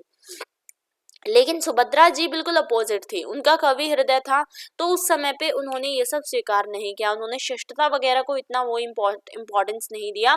हमेशा ही अपने बच्चों को मुक्त वातावरण, फ्री एनवायरनमेंट दिया जिसमें कि वो अच्छे से अपने बच्चों को पाल सके। उन्होंने कभी भी अपने किसी भी बच्चे को उनकी इच्छा के विरुद्ध कुछ भी करने के लिए बाध्य नहीं किया, यानी कि सुभद्रा जी ने हमेशा ही वो अपने बच्चों से करवाया जो वो करना चाहते थे। और इसी प्रकार से उनके किसी भी बच्चे ने भी कोई ऐसा काम नहीं किया जो उनके खिलाफ हो। ठीक है, तो इसी से हम पता लगा सकते हैं कि वो कितनी ज्यादा समझदार थी। और इसके अलावा कई बार ऐसा होता था, कई बार क्या उस समय पे होता ही था कि जो लड़कियां होती हैं उनका विवाह बहुत जल्दी कर दिया जाता था, तो इस चीज के खिलाफ भी उन्होंने आवाज उठाई। उनकी पुत्री का जब विवाह तय किया गया तो उस समय पे उन्होंने अपने परिवार से लड़ाई झगड़ा करके या फिर उनके सामने अपनी बात को रख के उन्होंने संघर्ष करके अपनी बच्ची को पढ़ाया लिखाया और उसका विवाह जल्दी नहीं करवाया। उन्होंने एक क्षण के लिए भी इस असत्य को स्वीकार नहीं किया कि जातिवाद की संकीर्ण तुला पर ही वर की योग्यता तोली जा सकती है। इतना ही नहीं, जिस कन्यादान की प्रथा का सब मूक भाव से पालन करते आ रहे थे उसी के विरुद्ध उन्होंने घोषणा की, मैं कन्यादान नहीं करूंगी। क्या मनुष्य को दान करने का अधिकारी है? क्या विवाह के उपरांत मेरी बेटी मेरी नहीं रहेगी? उस समय तक किसी ने, और विशेषतः किसी स्त्री ने, ऐसे विचित्र और परंपरा विरुद्ध बात नहीं कही थी। तो यहाँ पर उन्होंने, जब उनकी लड़की की शादी वगैरह की बात हुई तो वहां पे उन्होंने ये बोला कि पहले क्या होता था, जाति के आधार पर लड़के चुने जाते थे। ठीक है, वर की योग्यता इस आधार पे थी कि उसकी वो किस जाति का है। पंडित जाति का है तो वो बहुत योग्य है, अगर शूद्र जाति का है तो वो अयोग्य है। ठीक है, तो इसके खिलाफ भी उन्होंने आवाज उठाई कि अगर पंडित जाति का होकर वो मदिरा पान करता है, दारू वगैरह पीता है तो वो गलत है ना। तो ये उन्होंने बोला कि अगर किसी की जाति देखकर तुम ये पता लगा रहे हो कि वो कितना योग्य है तो वो गलत है। और इतना ही नहीं, उन्होंने कन्यादान जो होता है अपनी बेटी का दान करना विवाह में, तो वो भी उनके खिलाफ भी उन्होंने आवाज उठाई कि उन्होंने बोला कि मैं कन्यादान क्यों करूं, क्योंकि मनुष्य का दान कभी भी नहीं कर सकता, वो इस चीज का अधिकार नहीं है उसके पास। और अगर मैं कन्यादान करती हूँ, क्या विवाह के बाद यानी शादी के बाद मेरी बेटी मेरी नहीं रहेगी? उस समय पे, मतलब उस समय पे, उस युग में कभी भी किसी ने भी इस तरीके की बात नहीं कही थी, खास करके कन्यादान को लेकर। लेकिन और किसी स्त्री के द्वारा कही जानी, ये भी एक बहुत बड़ी और परंपरा विरुद्ध बात थी। देश के जिस स्वतंत्रता के लिए उन्होंने जीवन के बासंती अपने अंगारों पर रख दिए थे, उसकी प्राप्ति के उपरांत भी जब उन्हें सब और अभाव और पीड़ा दिखाई दी तब उन्होंने अपने संघर्षकालीन साथियों से भी विद्रोह किया। उनकी उग्रता का अंतिम परिचय तो विश्व वंद्य बापू के साथ अस्थि विसर्जन के दिन प्राप्त हुआ। वे कई सौ हरिजन महिलाओं के जुलूस के साथ साथ 7 मील पैदल चलकर नर्मदा किनारे पहुंची, पर अन्य संपन्न परिवारों की सदस्याएं मोटरों पर ही जा सकी। अब अस्थि प्रवाह के उपरांत संयोजित सभा के घेरे में इन पैदल आने वालों को स्थान नहीं दिया गया। तब सुभद्रा जी का शुद्ध हो जाना स्वाभाविक ही था। उनका शाद्र धर्म तो किसी प्रकार के अन्याय के प्रति क्षमाशील हो नहीं सकता था। जब उन हरिजनों को उनका प्राप्य दिला सकी तभी वे स्वयं सभा में सम्मिलित हुई। तो क्या हुआ कि मतलब जब उनको स्वतंत्रता मिल गई, यानी कि जब आज़ादी मिल गई, उसके बाद भी उन्होंने रुकना नहीं सोचा। उसके बाद भी क्या हुआ कि उन्होंने खुद के जो साथी थे संघर्ष काल में, जो उनके खुद के साथी थे, उनका भी उन्होंने कई बार विद्रोह किया। जैसे कि जब बापू यानी कि जो हमारे बापू गांधी हैं, गांधी जी का जब देहांत हुआ तो उस समय पे जब उनका अस्थि प्रवाह किया जा रहा था, यानी कि जब उनका अस्थि विसर्जन किया जा रहा था, उस समय पे कई सारी 100 से भी ज्यादा हरिजन, हरिजन यानी कि जो छोटी कास्ट की महिलाएं होती हैं, खैर मैं ही बातें नहीं बोलना चाहती हूँ, लेकिन जो इसमें बोला गया मैं आपको समझा रही हूँ। छोटा बड़ा कास्ट कुछ नहीं होता है, सब लोग बराबर हैं, सभी के पास सेम हार्ट है, सभी के पास सेम शरीर है, सभी के पास सब कुछ, सबका ब्लड सेम है। तो ऐसा कुछ नहीं होता छोटा बड़ा, ठीक है, सब सेम है। मैं सिर्फ आपको ये समझा रही हूँ, ऐसा मत मतलब ऑफेंड मत हो जाना कोई भी। तो जितनी भी हरिजन महिलाएं थी, उनके जुलूस के साथ साथ वो लोग क्या थे, 7-7 मील पैदल लेकर निकल चले थे नर्मदा की ओर। नर्मदा में बापू का जो था अस्थि प्रवाह किया जा रहा था। तो वहां पर क्या था कि जो बड़ी संपन्न घर की औरतें थी, उनको मोटर पर, यानी कि जो गाड़ी वगैरह होती है उन पे ले जाया जा रहा था, और वहां पर जगह ही नहीं थी। मतलब जो छोटे कास्ट की औरतें थी, उनको आने ही नहीं दिया जा रहा था। तो वहां पर भी इन्होंने लड़ाई वगैरह की, और जब तक इन औरतों को न्याय नहीं मिला, इन्होंने उस समय पे अपना धर्म नहीं निभाया, शाद्र धर्म जो रहता है, तब तक इन्होंने वहां पर उन सभा में वो ये सम्मिलित नहीं हुई।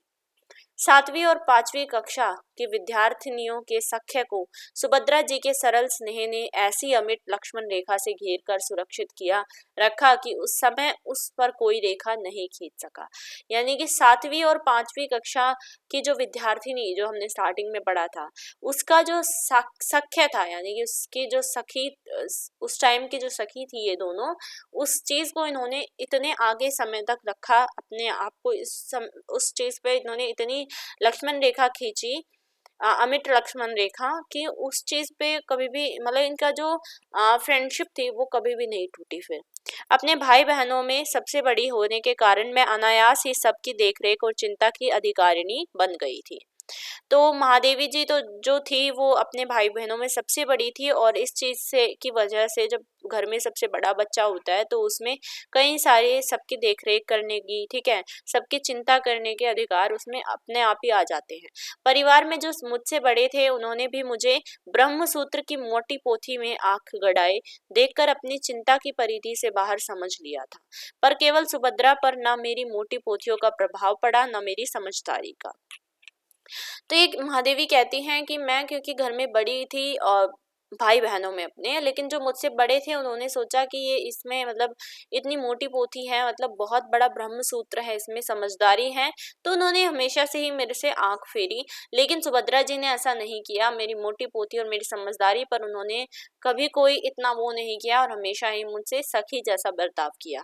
अपने व्यक्तिगत संबंधों में हम कभी कुतूहली बाल भाव से मुक्त नहीं हो सके, यानी हमारे जो व्यक्तिगत संबंध थे उसमें हमेशा ही हम बच्चों की तरह ही रहे। सुभद्रा के मेरे घर आने पर भक्तिन तक मुझ पर रौब जमाने लगती थी। क्लास में पहुंचकर वह उनके आगमन की सूचना इतने ऊंचे स्वर में इस प्रकार देती कि मेरी स्थिति विचित्र हो जाती। ओम सहोदरा विचिर रहू, तो इनका देखे बरे, आई के अकेली सुने घर माँ बैठी हैं, और इनका किताब इनसे फुर्सत नहीं बा। MA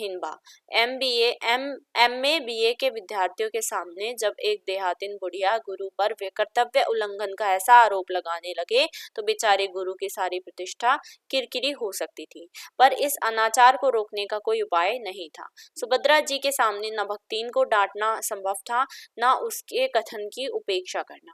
बंगले में आकर देखती कि सुभद्रा जी रसोई घर में या बरामदे में भानमती का पिटारा खोली बैठी है और उनमें से उद्भुत वस्तुएं निकाल रही है।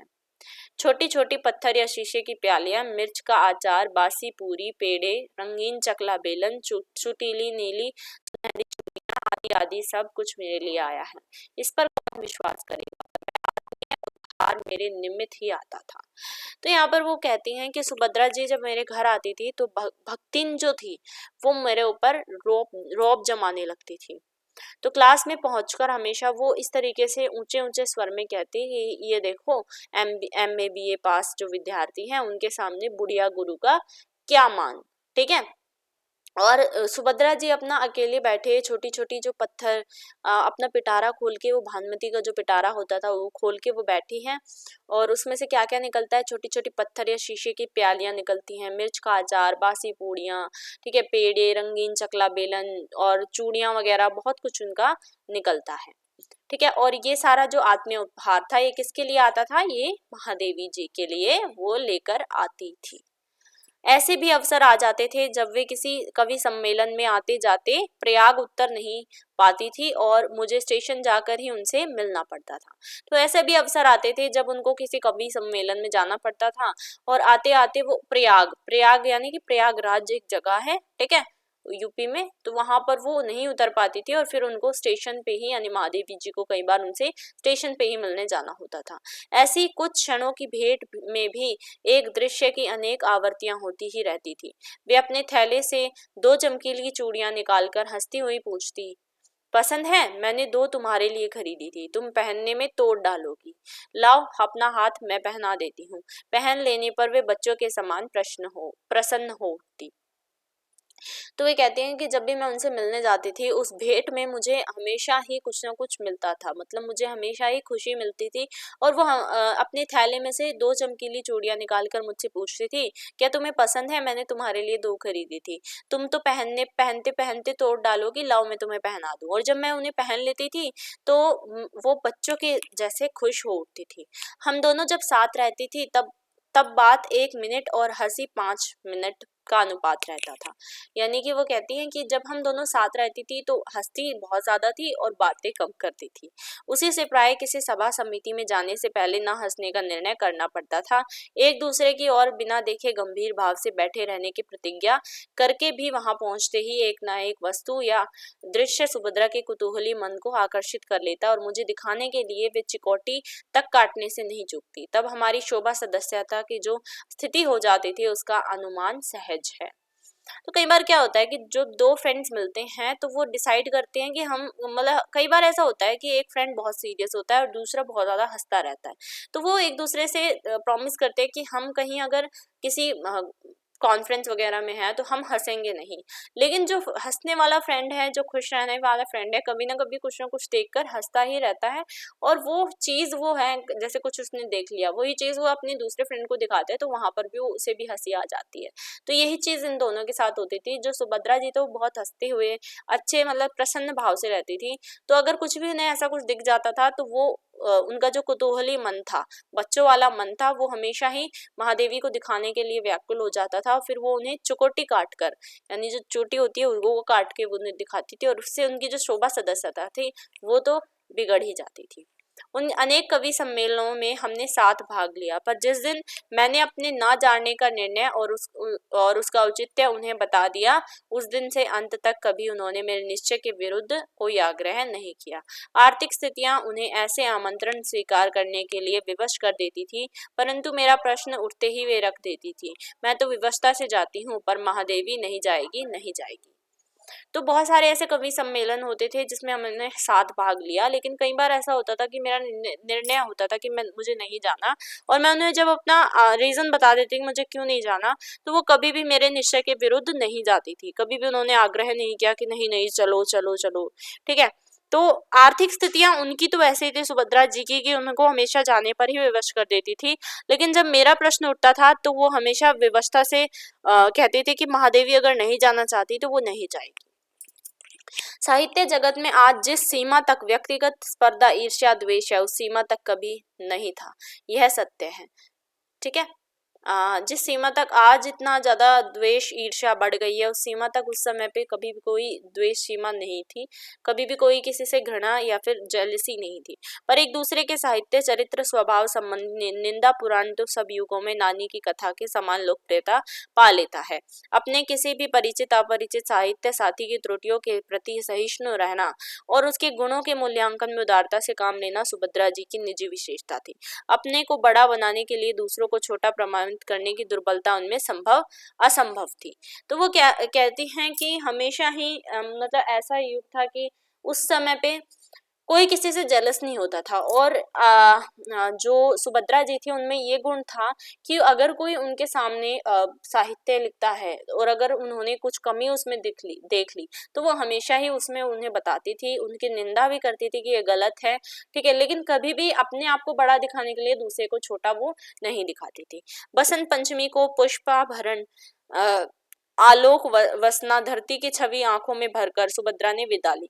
उनके लिए किसी अन्य विदा की कल्पना ही कठिन था। तो वसंत पंचमी वाले दिन सुभद्रा जी ने विदा ली, यानी कि वसंत पंचमी वाले दिन उनका देहांत हुआ, ठीक है। और अन्य कोई उनके लिए विदा लेने की कल्पना भी हमारे लिए कठिन थी। एक बार बात करते करते मृत्यु की चर्चा चल पड़ी थी। मैंने कहा, मुझे तो उस लहर की सी मृत्यु चाहिए जो तट पर दूर तक आकर चुपचाप समुद्र में लौटकर समुद्र बन जाती है। तो ये कहते हैं कि एक बार ऐसे ही मृत्यु मौत की चर्चा हो रही थी कि हम कैसे मरना चाहते हैं, तो महादेवी जी कहती हैं कि मुझे तो ऐसी मौत चाहिए जैसे जैसे समुद्र जब रहता है, समुद्र में कोई लहर जब आती है तो लहर एकदम से आके, ठीक है, पहले तो थोड़ा सा उत्पात मचाती है लेकिन फिर धीरे धीरे शांत हो जाती हैं।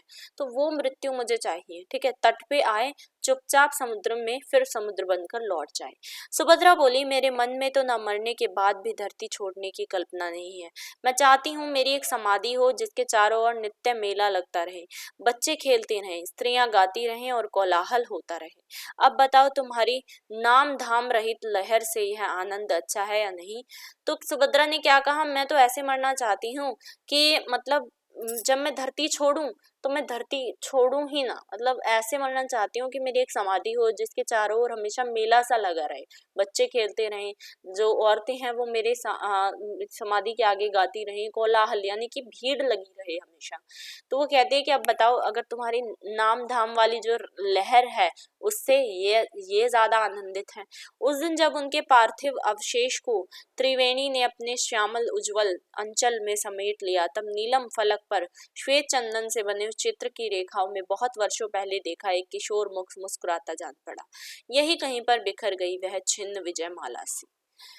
और ये जब उनका पार्थिव शरीर ले जाया गया तो उस समय पे उनका जो श्यामल उज्जवल अंचल था, श्यामल का मतलब होता है जो काला, जो उज्जवल अंचल था, उसने उनके चेहरे को समेट लिया। और बहुत समय पहले जब 7वीं क्लास में जब उसको देखा था, ऐसा ही मुख उनका मुस्कुराता सा जान पड़ रहा था, मतलब ऐसा ही मुंह लग रहा था जैसा उनका कई साल पहले जब वो छोटी थी तब लगता था। यहीं कहीं पर बिखर गई उनकी छिन्न विजय माला सी।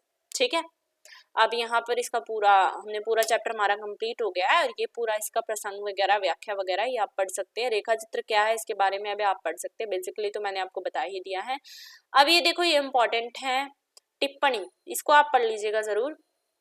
फिर आते हैं आपके पाठगत प्रश्न, ठीक है, इनको आपको करना है। महादेवी और सुभद्रा कुमारी के संबंध को किस कोटि में रखा जा सकता है? रागात्मक मित्र भाव का, पारिवारिक, स्वतंत्रता सेनानी, या फिर फीके संबंध। तो इसका आंसर है रागात्मक मित्र भाव का संबंध था उसमें। ठीक है, महादेवी कविता लिखने की बात क्यों नहीं स्वीकार करना चाहती थी? कविता लिखना अक्षम्य अपराध था, सुभद्रा कुमारी से परिचय नहीं था, गलत और गैर जरूरी बात मानी जाती थी, क्योंकि गणित की कॉपी में कविता लिखी थी। तो इसका आंसर है कविता लिखना अक्षम्य अपराध था, इसलिए वो स्वीकार नहीं करना चाहती थी। ठीक है, फिर उसके बाद कुछ इनकी टिप्पणियां वगैरह आ जाएंगी और फिर उसके बाद पाठगत प्रश्न आते हैं। लेखिका ने नारी के वीर भाव को उदात्त इसलिए माना क्यों माना उसके नारी भाव को वीर भाव उदात्त क्यों माना? वह ममता सजल कल्याणी वीर भाव है, व्यक्तिगत या समूहगत राग द्वेष से युक्त होता है, अहंकार की तृप्ति मात्र होती है, वह चंडी और अम्बा का रूप मानी जाती है। जो नारी का वीर भाव है वो उदात्त क्यों होता है? क्योंकि वो चंडी और अम्बा का भी रूप मानी जाती है। सुभद्रा कुमारी घर और कारागार के बीच संतुलन स्थापित करने में कैसे सफल हुई? मानसिक हीन भावना के कारण, परिस्थितियों के साथ समझौता करके, अपनी आर्थिक स्थिति के कारण, या मानसिक धैर्य और दृढ़ निश्चय के द्वारा। तो इसका आंसर है मानसिक धैर्य और दृढ़ निश्चय के द्वारा। नेक्स्ट है, सुभद्रा कुमारी ने अपने घर की छोटी सी सीमा में क्या क्या संग्रहित यानी कि इकट्ठा किया था? गोबर कंडे, रंग बिरंगे फूल और तरकारियां, गाय बछड़े, या उपयुक्त सभी। तो आंसर है उपयुक्त सभी, क्योंकि उन्होंने गाय बछड़े भी इकट्ठे किए थे, रंग बिरंगे फूल और तरकारियां भी, और गोबर कंडे भी वो पाती थी। उसके बाद अंश 3 के बारे में है। ठीक है, फिर आपके कुछ और पाठगत प्रश्न आ जाते हैं। सुभद्रा कुमारी चौहान के जीवन में पत्नी के कौन से स्वरूप को उभारा गया है? अनुगामिनी के रूप में, अर्धांगिनी के प्रचलित रूप में, सहयोगी मित्र के रूप में, आंदोलनकारी के रूप में। तो आंसर हो जाएगा सहयोगी मित्र के रूप में, क्योंकि वो हमेशा लक्ष्मी जो थे उनके हमेशा ही वो सहयोगी मित्र की तरह उन्होंने काम किया। मनुष्य की आत्मा स्वतंत्र है, इस पंक्ति से क्या अभिप्राय है? मनुष्य परंपरा पालन से मुक्त है, स्त्री पुरुष अलग अलग सत्ताएं हैं, बंधन व्यक्ति का विकास रोकते हैं, या परिवार और सामाजिक संस्थाएं बंधन है। तो मनुष्य की जो आत्मा है वो स्वतंत्र है, इसका मतलब ये है स्त्री पुरुष भी अलग अलग सत्ताएं हैं, स्त्री पुरुष भी एक अलग अलग रूप है उनके भी। इस पाठ के अनुसार बंधन से मुक्ति का स्वरूप कैसा होना चाहिए? सामाजिक पारिवारिक मान्यताओं रूढ़ियों से मुक्ति, अंग्रेजी शासन से, तार्किक या मानवीय उपयुक्त सभी। तो आपको इसका आंसर मुझे कमेंट में बताना है, ठीक है। उसके बाद आपका अंश 4 है, अंश 4 आता है, फिर टिप्पणी आती है, शिल्प सौंदर्य, ये आप पढ़ लेंगे जरूर से। फिर आपने क्या सीखा, ये बहुत इंपॉर्टेंट है, चित्रात्मक प्रस्तुति कि सुभद्रा कुमारी चौहान का बाह्य पक्ष कैसा था, यानी कि वो कैसी दिखती थी बाहर से, और वो अंदर से कैसी थी, वो भी इम्पोर्टेंट है, ठीक है। ये तो दोनों इम्पोर्टेंट है, ये जरूर कर लेना। सीखने के प्रतिफल। अब आते हैं महादेवी वर्मा, ये लेखिका परिचय है, ठीक है। ये आप देख सकते हैं, वैसे तो कोई जरूरी नहीं है। महादेवी वर्मा कुछ इस तरीके की दिखती थी और उनके बारे में है। फिर उसके बाद सुभद्रा कुमारी चौहान, उन्होंने कौन सी, कैसे, क्या थी, ठीक है। वो जो थी हिंदी की सुप्रसिद्ध कवयित्री थी, लेखिका थी, और इनका जन्म जो था इलाहाबाद उत्तर प्रदेश में हुआ था, ठीक है। और इनका विवाह खंडवा मध्य प्रदेश निवासी ठाकुर लक्ष्मण सिंह जी के साथ हुआ था। पति के साथ वो क्या करती थी, ये सब जरूरी है, ठीक है। उन्होंने क्या क्या कविता संग्रह, उन्होंने क्या क्या लिखा, मुकुल लिखे उन्होंने 1930 में, त्रिधारा चुनी हुई कविताएं, कथा संग्रह, बिखरे मोती, उन्मादिनी, सीधे साधे चित्र। फिर आते हैं आपके पाठांत प्रश्न, जो बहुत इंपॉर्टेंट है। अति लघु उत्तरीय यानी कि बहुत छोटे प्रश्न। इस पाठ को साहित्य के किस विधा के अंतर्गत रखना चाहिए? तो इस पाठ को हमें पता है किस में रखना चाहिए, बताइए आप। इस पाठ को हमें किस विधा में रखना चाहिए? तो इसका आंसर भी आप मुझे कमेंट में बताएंगे। बहुत स्टार्टिंग में मैंने आपको बताया था, मैं आपको बता ही रही थी, पर मैं अब आपको नहीं बताऊंगी, तो आपको मुझे बताना है, ठीक है। लास्ट में बेसिकली मैं आपको बता दूंगी कौन सी विधा है। सुभद्रा कुमारी को महादेवी वर्मा की कविताएं किस विषय की कॉपी में मिली? तो किस विषय की कॉपी में मिली? गणित के विषय की कॉपी में मिली, ठीक है। सुभद्रा कुमारी के पति का नाम क्या था? ये बहुत जरूरी है, और ये आप अभी अभी हमने पढ़ा था, कमेंट में जरूर बताएंगे आप क्या नाम था उनके पति का। लेखिका सुभद्रा कुमारी का वर्णन वीर गीतों की कवयित्री के रूप में क्यों नहीं करना चाहती? क्योंकि वीर गीतों की कवयित्री जो थी वो बहुत ज्यादा उग्र, और उनकी कल्पना हम यूं समझते हैं कि रौद्र होती है, लेकिन सुभद्रा कुमारी बिल्कुल भी ऐसी नहीं थी, वो दिखने में बहुत ज्यादा सरल और सहज थी, ठीक है। सुभद्रा कुमारी और लेखिका के आत्मीय संबंध को आप किस शब्द से परिभाषित करना चाहेंगे? तो ये आपको बताना है, जो वो उनके बीच में एक मित्रता का शब्द था, वो एक मित्रता का रूप उनके बीच में था, ठीक है। तो सुभद्रा कुमारी और लेखिका एक मित्र थी, बहुत अच्छी और गहरी। अब लघु उत्तरीय प्रश्न है, सुभद्रा कुमारी चौहान के व्यक्तित्व की किन विशेषताओं की तरफ लेखिका ने ध्यान आकर्षित किया? ठीक है, सुभद्रा कुमारी जी जो थी वो बिल्कुल सरल थी, ठीक है। उनमें माँ जो थी, माँ का भाव, ममता का भाव बहुत ज्यादा था, और वो हमेशा ही हंसती रहती थी, जो कि बहुत इंपॉर्टेंट है, हमेशा हंसती रहती थी। कभी भी किसी भी चीज को लेकर उन्होंने कभी भी ये नहीं सोचा कि ये बहुत कठिन है, ये मैं नहीं कर सकती। सुभद्रा कुमारी मरने के बाद भी समाज का अंग क्यों बने रहना चाहती थी? क्योंकि वो उनको अच्छा लगता था, वो ये चाहते थे कि उनके जब समाधि बने, जब वो मरे तो उनकी समाधि बने, उनकी समाधि के साथ हमेशा ही एक मेला सा लगा रहे, ठीक है, वहां बच्चे खेलते रहें, और जो स्त्रियां होती हैं वो गीत गाती रहें। तो ये सारी चीजें उन्हें पसंद थी, और हमेशा वो ऐसे ही जीवन की कल्पना करती थी, क्योंकि वो हमेशा धरती पर ही रहना चाहती थी। जेल जीवन और गृहस्थी के बीच सुभद्रा कुमारी को क्यों संतुलन साधना पड़ा? क्योंकि उनको संतुलन इसलिए साधना पड़ा क्योंकि उनको अपने पति का साथ भी देना था, ठीक है। और जेल जीवन में उनके छोटे बच्चे थे, और गृहस्थी जीवन में उनके वो बड़े बच्चे थे, जो उन्हें संभालना बहुत जरूरी था, ठीक है। गणित की कॉपी में कविता लिखने को लेखिका ने अक्षम्य अपराध क्यों माना? क्योंकि उस समय पे वो युग ही ऐसा था कि वहां पर अगर हम कुछ भी इस तरीके का कविता लिखने वाला काम करते हैं तो उस युग में वो एक अपराध माना जाता था और जिसको माफ नहीं किया जा सकता था, क्योंकि गणित की कविता में, गणित की जो कॉपी थी, सॉरी, गणित की कॉपी में जो अंक होते हैं उनके बारे में लिखा जाता था, लेकिन सुभद्रा जी ने इस बारे में लिखा था जो कि गलत था। स्वतंत्रता प्राप्ति के बाद सुभद्रा को दुख और पीड़ा का अनुभव क्यों हुआ?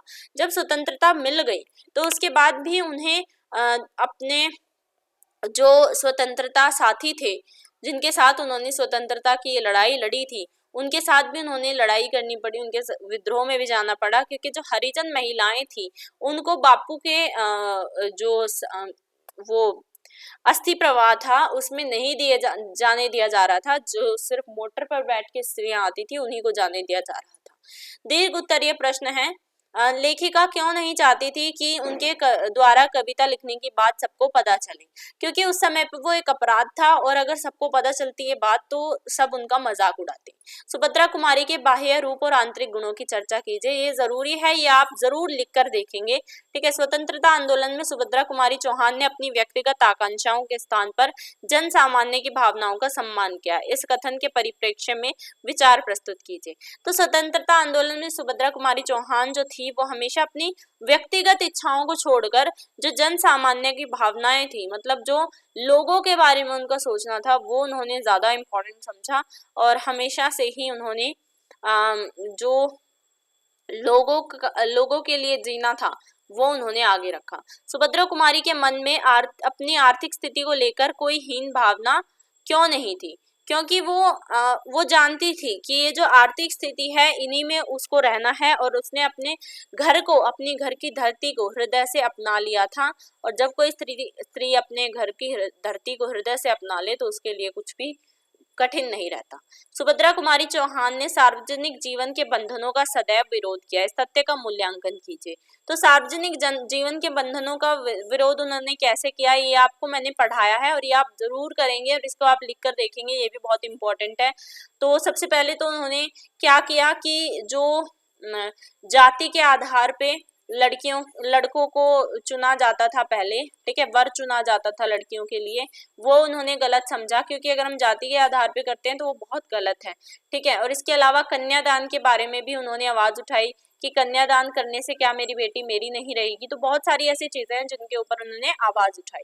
इस पाठ की भाषागत विशेषताओं पर प्रकाश डालिए। तो इस पाठ में जो भाषा इस्तेमाल हुई है वो थोड़ी बिल्कुल शुद्ध हिंदी का यहाँ पर इस्तेमाल किया गया है।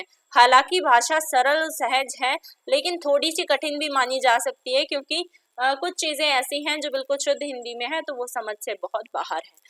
तो ये था आपका पूरा चैप्टर, हमने पार्ट के प्रश्न भी पढ़ लिए। उम्मीद करती हूँ आपको ये चैप्टर पसंद आया होगा। पसंद आया तो प्लीज लाइक करिए और सुभद्रा कुमारी चौहान की कौन सी ऐसी बात है जो आपको बहुत पसंद आई वो मुझे कॉमेंट में जरूर आप बताएंगे, ठीक है। उम्मीद करती हूँ लाइक जरूर करेंगे, शेयर करिए अपने सभी साथियों के साथ। थोड़ा सा इम्पोर्टेंट चैप्टर है और बहुत मुश्किल भी आपको लग रहा होगा, लेकिन कितना सरल था और कितना आसान था ये आपने देख लिया। सब्सक्राइब जरूर करिएगा हमारे चैनल टीएच क्लासेस को ऐसी ही और वीडियोस के लिए, और जल्दी ही मैं आपका हिंदी का क्वेश्चन पेपर सॉल्व जरूर आपको प्रोवाइड करवा दूंगी, उसके लिए थोड़ा सा वेट करिएगा। Thanks for watching.